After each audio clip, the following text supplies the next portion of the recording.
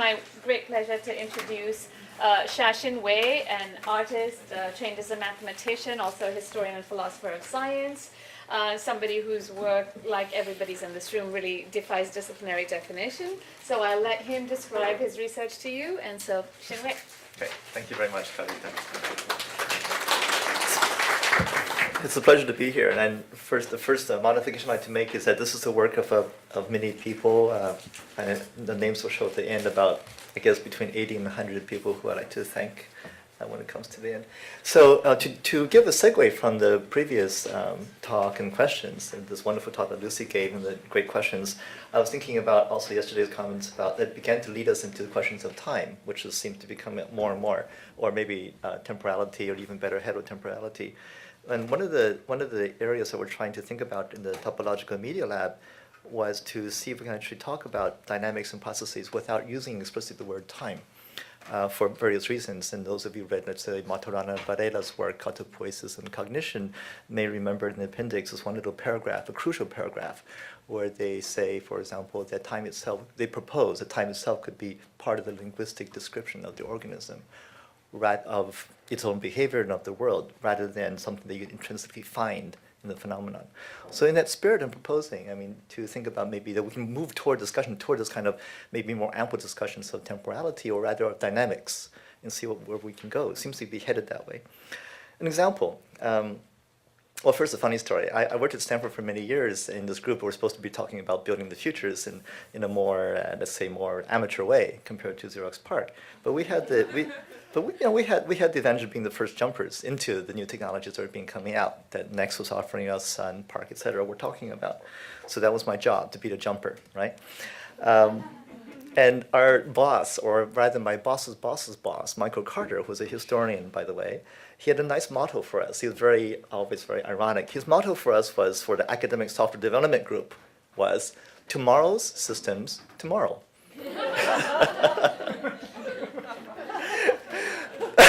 Which is more honest, perhaps, than, Okay, well, in the academy, we don't have to be so, yeah. Anyway, so another example is from music. I think music, I've been saying for many years, is a very rich source of tropes or figures of topoi for time, temporality. One thing, if you remember, you can each give examples, but in the last movement, for example, of Brahms' Fourth Symphony, for me at least, I hear the first moment, the first note, and I already hear finality. I already hear it. And I think it's more than habit, okay? So this brings up a question of the extended figures of time. So the Topological Media Lab, why is it called Topological Media? It was because it's a dig at the other media lab, all right? It's topological for reasons why I cannot go into today, all right? But I hope you ask questions about later on. There was a comment, I think, is Wendy quoted a quote about how even relativistic physics is not adequate to explain, et cetera, and there is an interesting comment, but perhaps there's a way to amplify that, because there was a notion from Hawking of topological causal future, topological causal past, which is much more, if you want, hetero than classical in many senses, which we can't talk about today. But I'm proposing to do work on what some people would call morphogenesis, not taken in an idealist way, but taken in a very utterly material way. So that was what was going on when we started the Topological Media Lab in 2001. Explicitly we said, or rather officially we said, it's a laboratory for building responsive environments, for studying gesture, movement, real-time media, okay? But really it was a project to build over 10 years apparatuses for studying morphogenesis. And now finally I can begin to say this more and more in public, okay? To study how subjects and objects come to be, rather than studying what are the subjects and objects in the world, okay?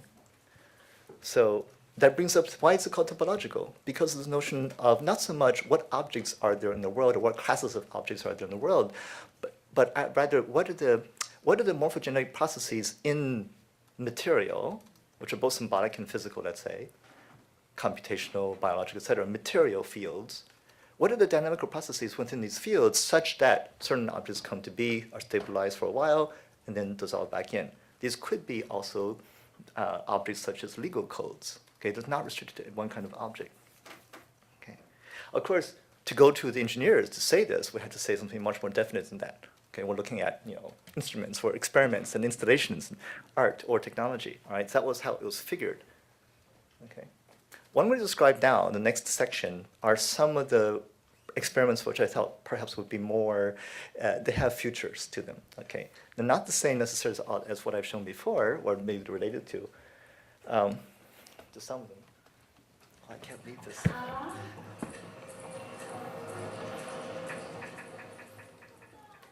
One of them was a set of experiments, to give you a flavor of the kind of experiments that we were doing. We call these experiments, okay?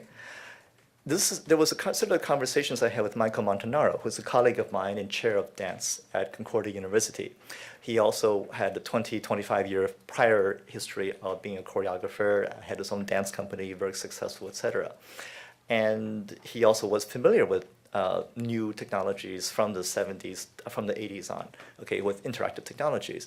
But he had grown tired of them as an artist. He found them of no use to his actual creative work until I came in with a lab and we had a different approach. Well, I was talking with him about questions like, well, from my own work with responsive environments, questions like, well, how does the system know how to respond to a movement? This question of what does a person want to do, right? This is a question of volitionality in a sense. How does the system infer this kind of thing? Well, actually, even people find it difficult to infer what you mean by this or that gesture, right? So why should engineers expect a machine to do better? Well, of course, some do, right?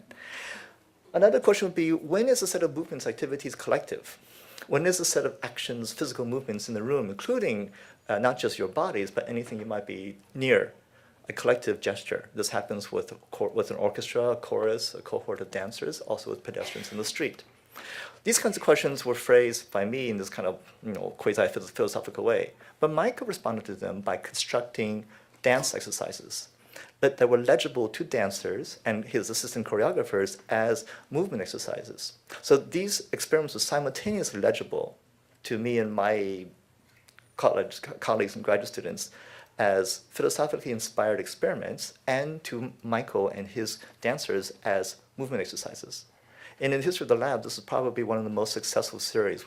It took 6 months to prepare a 40-day session. So these are not short events. These are long, long events. It took 2 years to train, so to speak, the teams to put together to do this kind of work, and then took a month to work it out. Okay, 8 hours a day, 10 hours a day, 5-6 days a week. This is a sample of the kind of instructions that the philosophical talk that we were doing inspired in Michael. Michael wrote fairly explicit instructions that Soo-Young Cho, who was a recent graduate of the program, tried out with her students, with her dancers.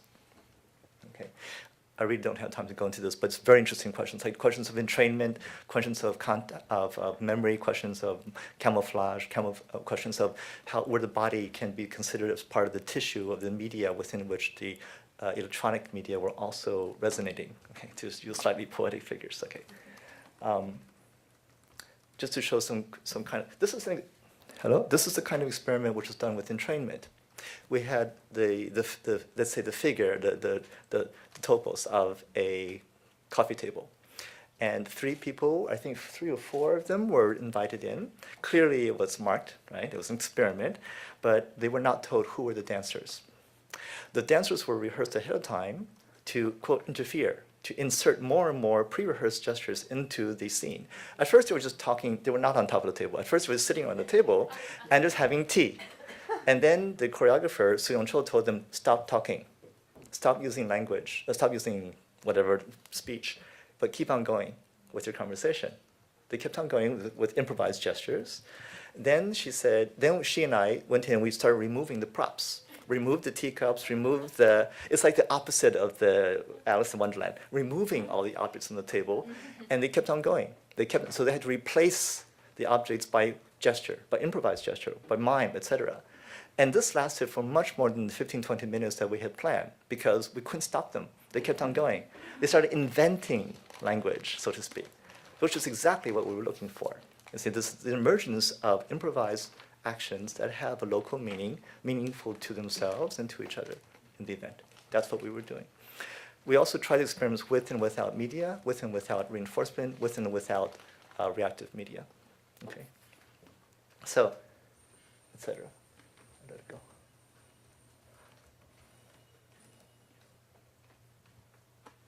Another kind of question was, those of you who play with delay, if you look at yourself in the mirror, you wave your hand, the mirror itself waves back. If the mirror were actually a video, you wave your hand, we can insert a delay. If it's a small delay, it's an echo. It's you, but delayed. If it's a long delay, many seconds, it's somebody else. Therefore, by calculus, something very funny happens in between, right? Between the millisecond delay. What is that middle ground? What happens? Of course, it depends on the situation. But that little result showed us that there is something very interesting, phenomenologically speaking, going on when we are able to control the delay. We can control the delay every single pixel. This is a very, very elementary use where delay is 6 seconds, uniform across the whole field of view. And the dancers chose that because they wanted basically a window into the past so you could see 3 bodies. Each dancer was duplicated twice with the shadow from regular light, which is black, and then the video shadow, which is white, which is 6 seconds earlier. Then they decided to play. They decided to make a piece. So they turned from improvisation into choreography. They made a piece which was used based on capoeira techniques, where the dancers would engage in one-on-one encounters. Unfortunately, it was very interesting to us. You could sense that it was no longer experimental. It became rehearsal, but not experiment.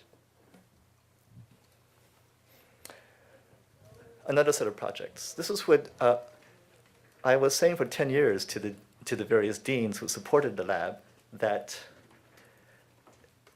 in private, that this really was not art and this is not engineering.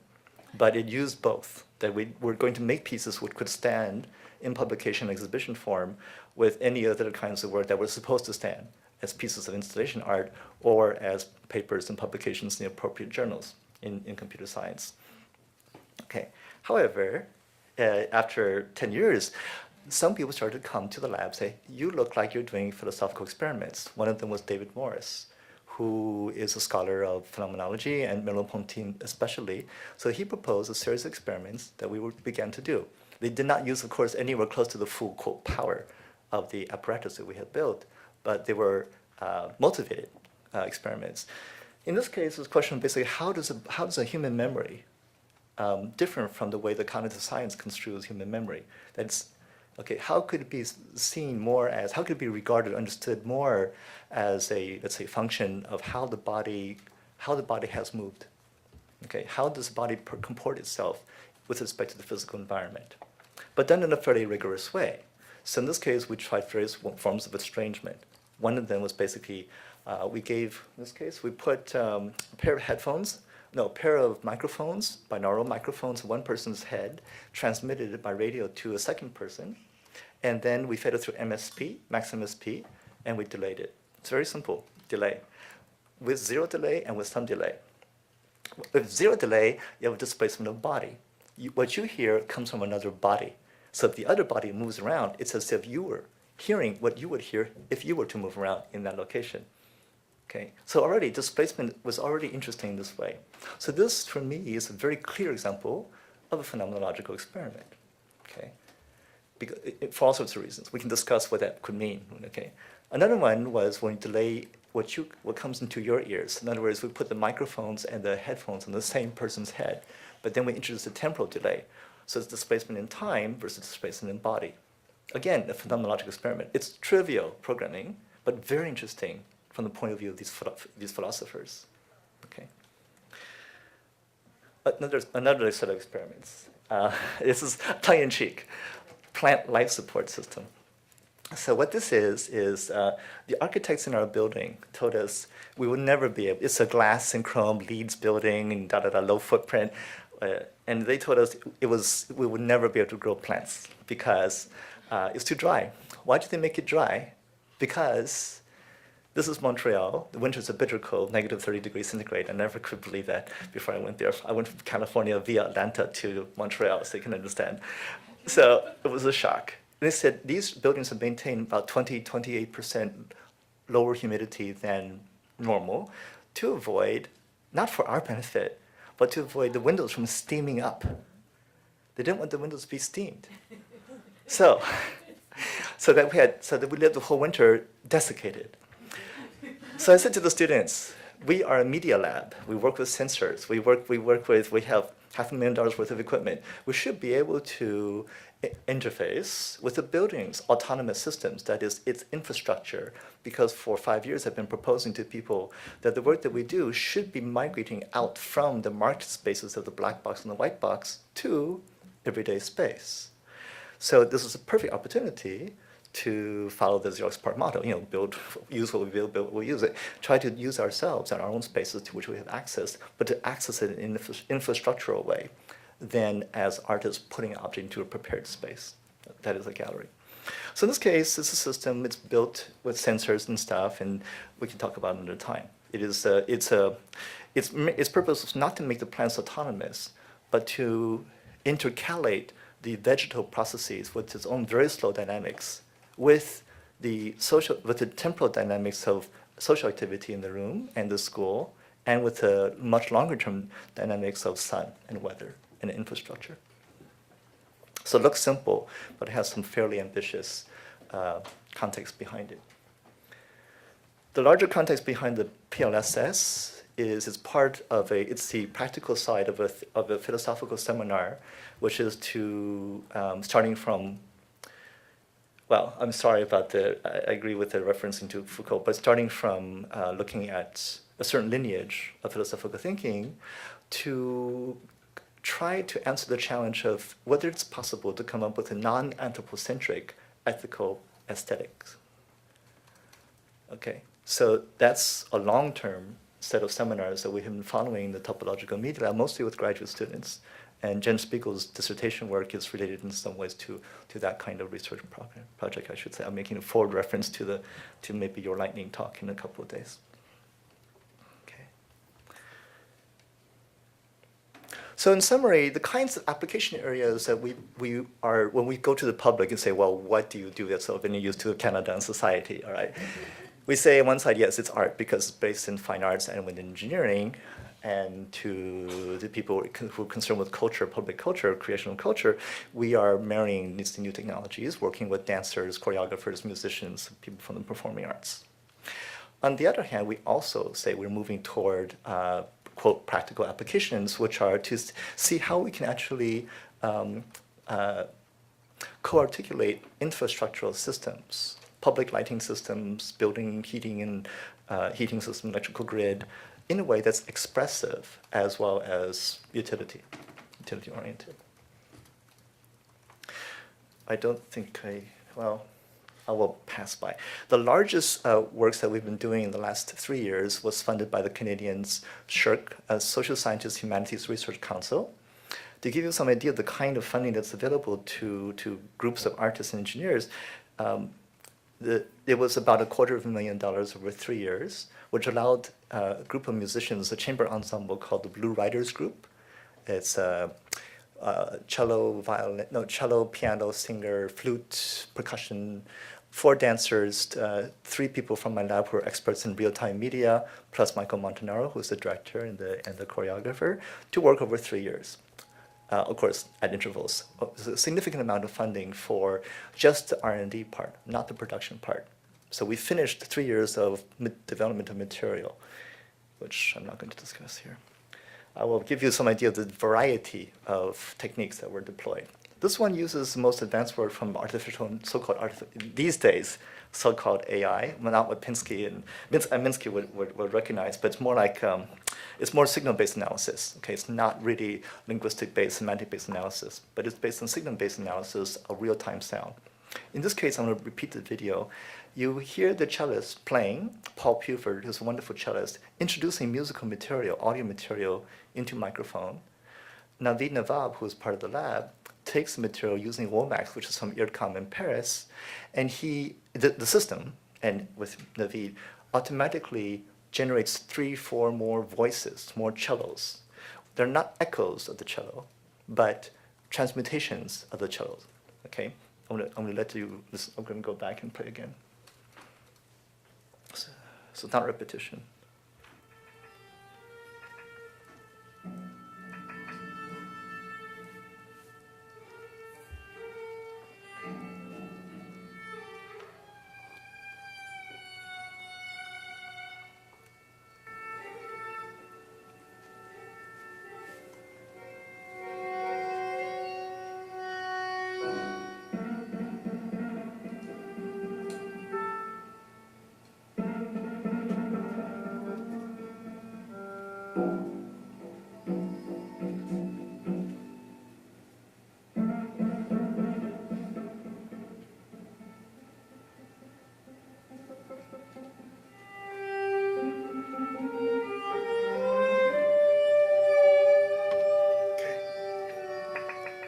this was probably the first or second time that they had ever played together.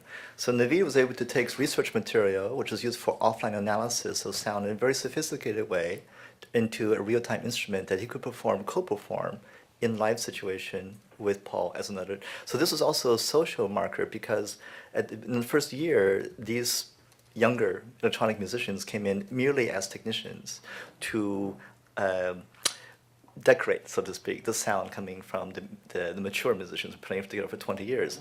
Over the 3 years, they began to evolve, to mature, and became also more musical in their ability to perform live, using these engineered systems as instruments rather than programs. So that by the end of the 3rd year, they were able to perform as members of the ensemble. A very interesting process, which we don't have time to talk about. Let me pass on to the more architectural things. Well, maybe I should mention this. Okay, this is a much smaller work. Speaking of instruments not necessarily instrument for musical performance. This is a 2-sided membrane called ilia, which I think of as kind of an should be careful, archaeological probe into the built space. You insert it into a given space when there's 2-sided, so it's a membrane like this. Cameras pointing out from both sides, double-sided, projections onto both sides. If I look at it and you're on the other side, it's opaque. It's a very, very expensive window because it takes the video and passes it through. But it's very expensive because it passes through our software systems. So it's a very expensive window that changes its behavior. So its state changes over time. How does its state change depends on what you are doing, what the composer has pre-arranged for this instrument. So it's like a weather system. So it's a very, very sophisticated kind of membrane. It has no entity by itself. It's not like a painting or video art where you look at it. Its relationship to the spectator is quite different. What it does is it transmutes what you see of the world and what you see of the other. Yesterday there was some discussion about self, other, you, not you, etc. Part of the work we're trying to do with the topological media with respect to this question of subject identities, and this is a response to the graph theory stuff, is the following. Ooh, I wish I had chalk. Okay, Gedanken experiment. This is a piece of board. I have a red marker. I put dots on it. Okay, I draw lines. Actor network theory. Now, the other way, another way. I put one red dot here in the middle. Okay, you. Then I do this. Not you. You see what I mean? The not you is everything, everything, not just the other putative subjects in the world, not just animals, not just dogs and horses, not even the daffodil. It's everything. So it's a continuous morphogenetic field. Okay, so we have to talk some more. Okay. Anyway, this may look like a piece of art, which it is, but it's informed as an instrument that we can insert to do this kind of poetic archaeology in various sites. And this is not, I insist with my students, word salad. Okay? Because we want to take this seriously as an archaeological probe, which means we need to do the appropriate, for example, archival work with non-theatrical film archives in the cities into which we want to place this object, which was done in San Francisco first. Okay. So I passed by the non-theatrical film archive work that we were doing, and I end with a series of examples from architecture, one architectural scale. In Shanghai, this was not a successful experiment, in my view. This was just merely a sculpture. It was done, but what was interesting about this, it was done in the Shanghai, I don't know, some of you probably have been through that site, for an electronic art festival, et cetera, et cetera. So it's not successful in my terms as a probe, really as a probe. As a piece of sculpture, fine, it worked. It's an interactive piece, et cetera, et cetera. What was interesting about that was that it turned out to be a very interesting and exhausting exercise in distributed design and manufacture. So the design was done by architects in Canada and Hong Kong and Australia, and the manufacture was done by CNC machine factories in near Shanghai, negotiated with dual funding from China and from Canada, blah, blah, blah, blah. So a lot of interesting politics behind that, which we did not go into. So it was a different kind of probe. And when I was there, I acted as an informal translator for the team, even though I told them that I was born in America, so don't count on me as a Chinese interpreter. But I just fell into it anyway, so which made very interesting, very, very interesting porosities between the team and the local police, et cetera, that was not available to my colleague architects who were Australian, Canadian. Okay, no, Canadian. Certain kind of Canadian, certain kind of extraction. I try to become Canadian. Right? Okay, so let me finish. More seriously, what we've done also is to work to really take seriously this ambition, aspiration, to move the work into everyday spaces. This is not an everyday event, but it's an everyday space. That is interior of a building. It was a party, 20 hours anniversary of the CCA, the Canadian Centre for Architecture. Those of you who know something about architectural field and politics know this is a very, very important site because it was built by Félix Lambert, who is a maker and breaker of architects in the 20th century. So, research creation. How much time do I have? Plenty. At least 15 minutes to 12. Okay. So that's the end of our discussion. Yeah, I mean, But if we go to 12, we can have 15 minutes. because what I like to do now is pass on to the reflection, okay? Recherche-Création. Okay, so it'd be a bit about policy and a bit about what the theoretical considerations are behind that kind of work. I needed to take time to show you the content of the work, but I really am here to talk about, well, what are the implications, why did we do it, where can we go, how could it actually resonate with certain initiatives, which could be sites for alternative modes of practice between art and technology in, well, I came here to talk about China, but I'm very interested in talking with people from India and Japan as well, okay? So this is a serious reason why I'm here, okay? So, one reason why I went to Canada was to accept this chair, the Canada Research Chair in New Media. I said, there is no such thing as new media, I don't do new media, but I'll take the money. 10 years later, I said, okay, 5 years later, I said, okay, let's take it seriously now, but new media means material science, which is very old and also has antecedents, okay? The policy was set back around 2000 in Quebec first. Oh, I skipped that part. Anyway, there's the French term here. It was first proposed in Quebec, and then years later, after the success of the provincial program, promoted to a national, federal level program on research creation. And this term of art, policy, became established as a justification for giving the kind of funding that that paragraph talks about.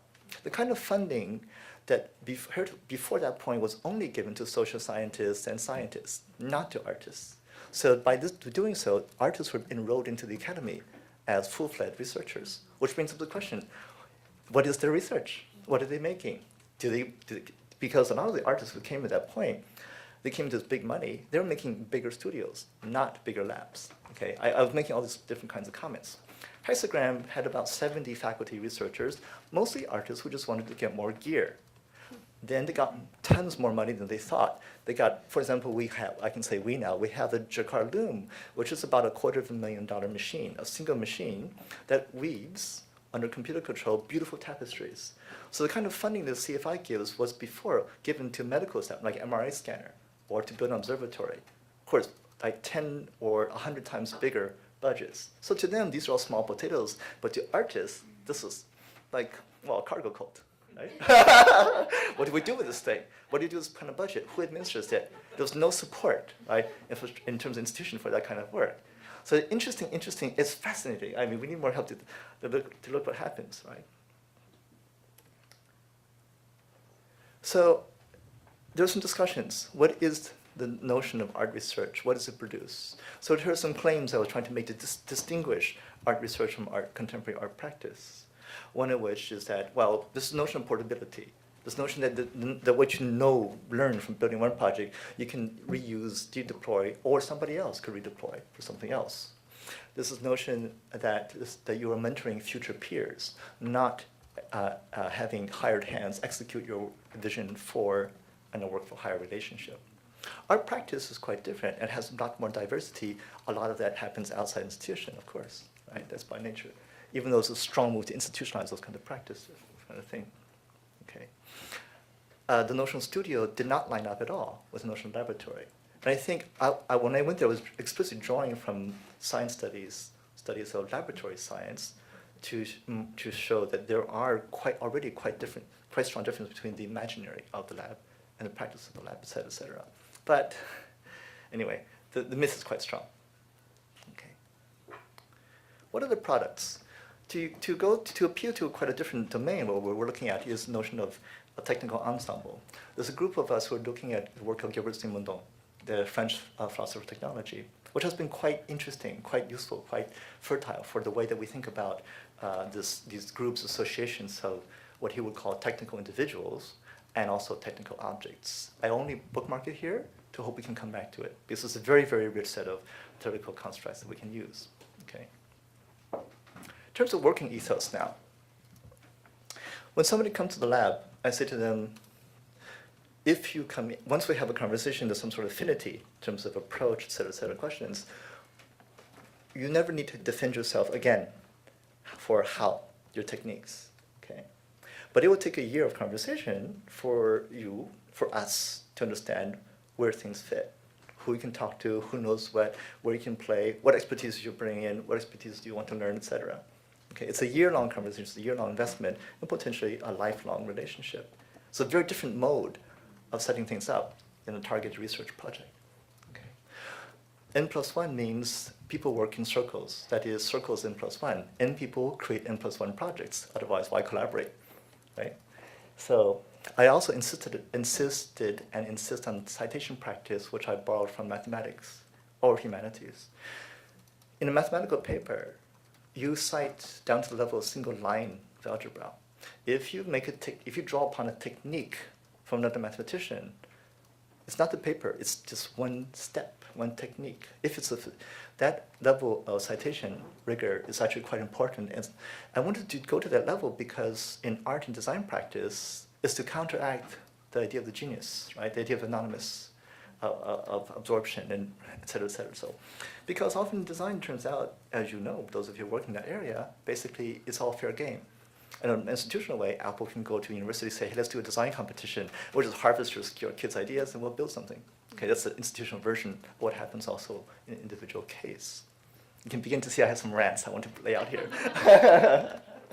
Okay. These are different modes which I go through. These are written up in the paper.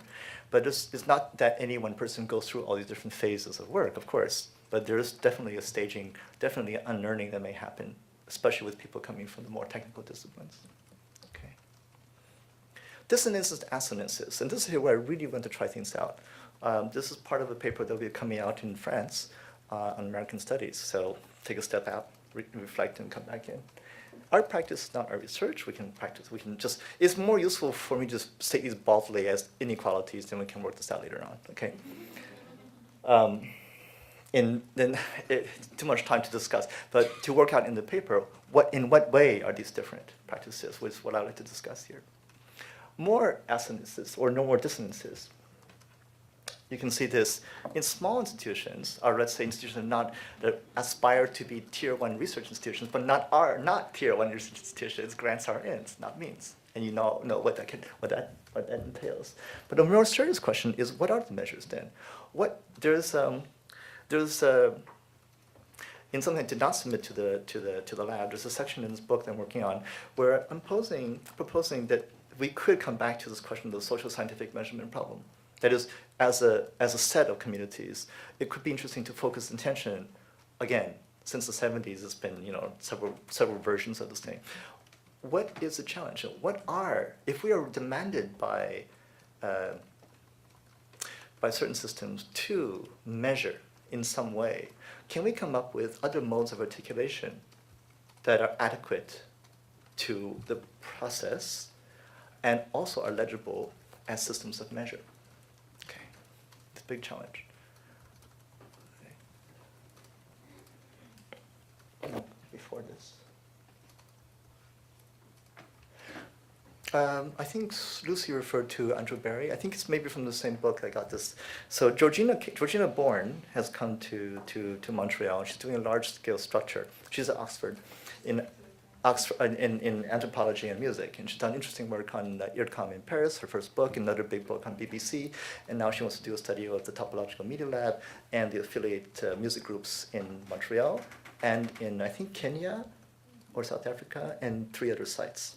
Okay, this is a subject that talks. Okay, so one of the notions, she has many notions. One of them I think would be interesting to discuss, not on the slide, is the question of temporality of innovation. The temporality of innovation. That is, innovation may be marked as innovative merely because of the temporal dynamics of the insertion of the idea. Okay, which is a claim that I would contest, but I think it's worth discussing in this room. Other notions have to do with accountability and transparency. That is, to whom are you accounting? This brings up the question of measurement again, right? Accounting for your program. And if you're counting to public versus private, of course. In terms of this is near the end now. The ecology of, this is Zizek method, I'm near the end. No, really, it's slide 46 out of 48. Authorship. This is the part where it gets really ranty, and I wanted to try to do that. So I hope it doesn't go back to Concordia. No, I'm not publishing in France, so okay, and be done in English. What I call this the thermodynamic equilibrium problem, the following, which is it takes maybe 3 to 5 years for some practitioners to become really adept, not just in the techniques, but to understand why we do things a certain way. Why use maximus P jitter rather than PD rather than C? Because these have political as well as ethical aesthetic implications. Just to understand what I just said takes years and years and years and years, and then we can have a debate. But just to get to that point takes maybe more years than a typical student has as an undergraduate. So we've been very fortunate for people to have people who have invested themselves with that kind of commitment. Then they get hired away. Before they can really get to start working.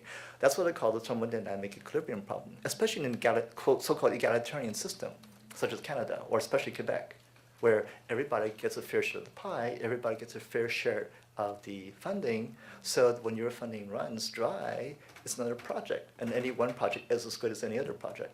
So somebody who wants to do a year-long study of Spinoza before she can come in and talk to the engineers about how to do the humidity sensors gets no funding. It's not fundable.